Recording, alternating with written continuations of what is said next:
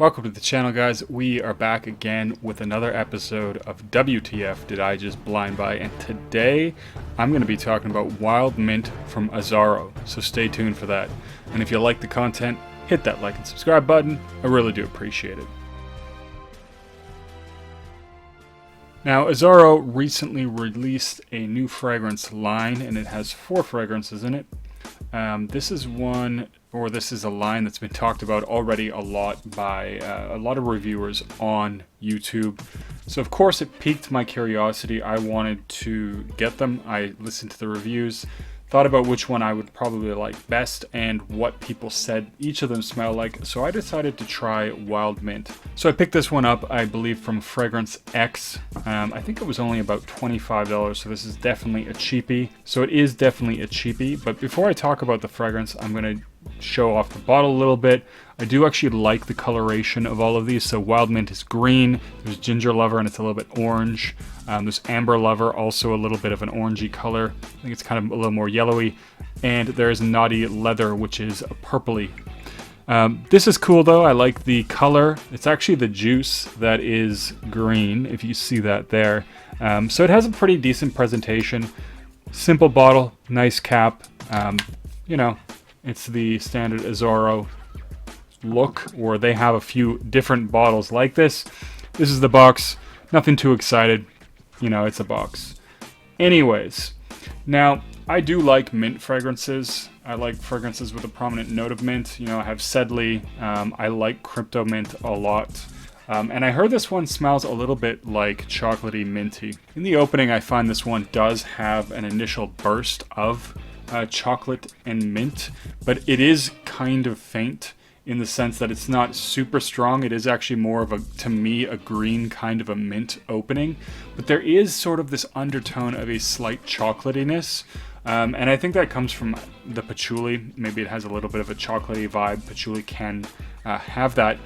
It's not super strong, but it does give off a little bit of an impression of like a chocolate mint cookie or something like that, which is actually a nice way to open the fragrance. Now it does die down pretty quickly. That really is just there in the initial burst, maybe the first 10, 15 seconds, even maybe as long as a minute, but it's very, very short-lived before this starts to transition. So this fragrance does actually go through a decent amount of changes relatively quickly. From there, I get more of a minty green fragrance after that. And it is during this midpoint that I do actually get sometimes a toothpastey vibe. And it is a little bit unusual. You know, toothpaste is not really something I want to go around smelling like. It's not unpleasant, but it is a bit of a toothpastey vibe to this one. Now, fortunately, that toothpaste doesn't last forever. It doesn't always smell like toothpaste, and it does have a nice mintiness that does last a long duration within this fragrance. But the direction that this one goes, especially as it enters the dry down, is a slightly minty, sweet fragrance. I don't get an overwhelming sweetness, but there is just a touch of sweetness there that I do find really, really nice. And I do get some kind of woodiness as well in the base, really, really deep down in the dry down after the mintiness is almost completely subsided. And there isn't really any sweetness left. I do get a little bit of woodiness. I'm not sure where that's coming from. But I find this to be overall a sweet, somewhat sweet, a slightly sweet, green minty fragrance with a woody dry down. The performance of this one is actually not that great. Now it does tend to last a decent amount of time on my skin. So the first time I put this on, it actually lasted around 8 hours. I wore it another time and I'd say it lasts about 6 or 7 hours. So it does generally last in that 8-hour mark. It does have a nice sweet scent to it in that dry down and on the skin. But the projection for this one is actually fairly poor. So it does project, but the projection really only lasts about an hour before it does become a lot closer to the skin. Sillage also not great. So it is one that lasts a while, but it is a fairly small scent cloud that you have, and there isn't a ton of sillage. In fact, towards the 8-hour mark, I find that I generally have to dig my nose into my hand to actually smell it. So it is one that doesn't perform fantastically, but it's also a $26 fragrance or $25 fragrance. You can't expect the world from something in that regards. But it does have this nice, like I said, green, minty vibe and a little hint of woodiness. The first time I actually sprayed this down, I actually did think of Kryptomint by Mugler. And I did see on Fragrantica actually that other people think that it smells like Kryptomint as well. After wearing this a couple of times, I actually don't think it smells very much like Kryptomint. There is, you know, an initial burst where I think of Kryptomint because it has a kind of Girl Guide cookie kind of vibe to it with mint and chocolate.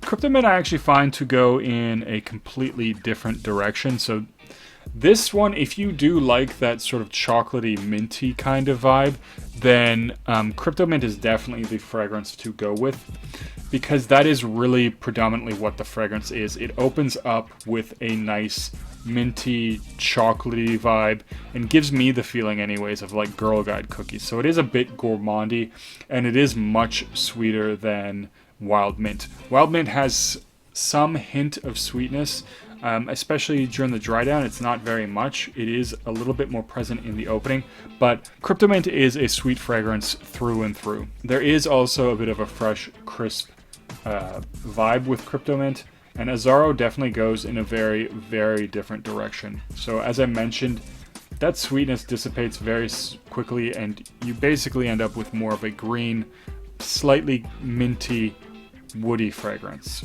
There is also a touch of sweetness there too that makes it quite enjoyable.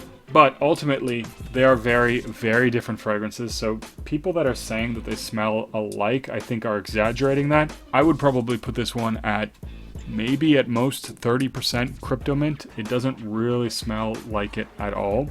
It just really is reminiscent right on the first whiff, and I think that's a big reason why people end up saying it smells like Kryptomint, because the first thing that you think of is Kryptomint.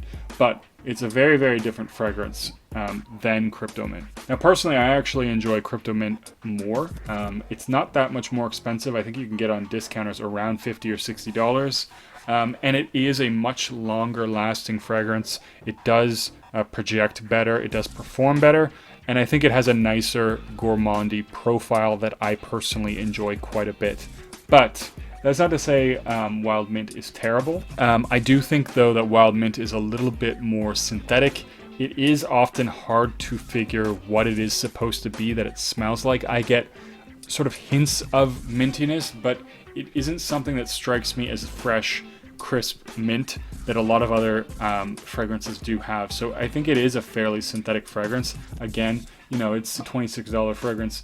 You can't expect the world from it. But to me, it's not overwhelmingly minty in that way, especially throughout the life of the fragrance. It does have a little bit more of a non-distinct kind of smell that does smell like it's maybe trying to be minty, but it's not super fresh, crisp mintiness. It's not a spearmint, and it does smell green, but it doesn't smell like anything in particular. You know, and there is this sort of toothpastey vibe that it has. I mean, altogether, it's not a bad fragrance. I think it's being hyped up a little bit more than it is actually good. So it's nice, it's okay, and it's fine for casual wear. I think ultimately, you know, Ash is right. This is something that wouldn't be suitable for the winter, even though it does, you know, have this sort of mint crispness that I know a lot of this type of fragrance, especially with the sweetness, could be, but it's not that strong. It's a fairly faint fragrance, and it does turn kind of woody instead of maintaining that sweetness. Although the sweetness does hang around for quite some time. You know, ultimately, it's $26, and if you're going to get wear out of it, that's fine. But I wasn't a big fan of this fragrance. It's okay for what it is, but it's probably not one that I would reach for a lot. You know, I do have other fragrances, and this is probably one that I feel will get a little bit lost in the shuffle. But not a bad fragrance. Anyways, guys, I think that's going to be it for this one.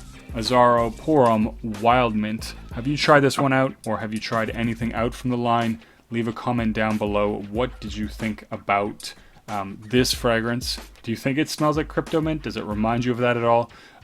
Or do you like any of the other Azzaro new releases? And as always, don't forget to like and subscribe, and I'll see you guys in the next video.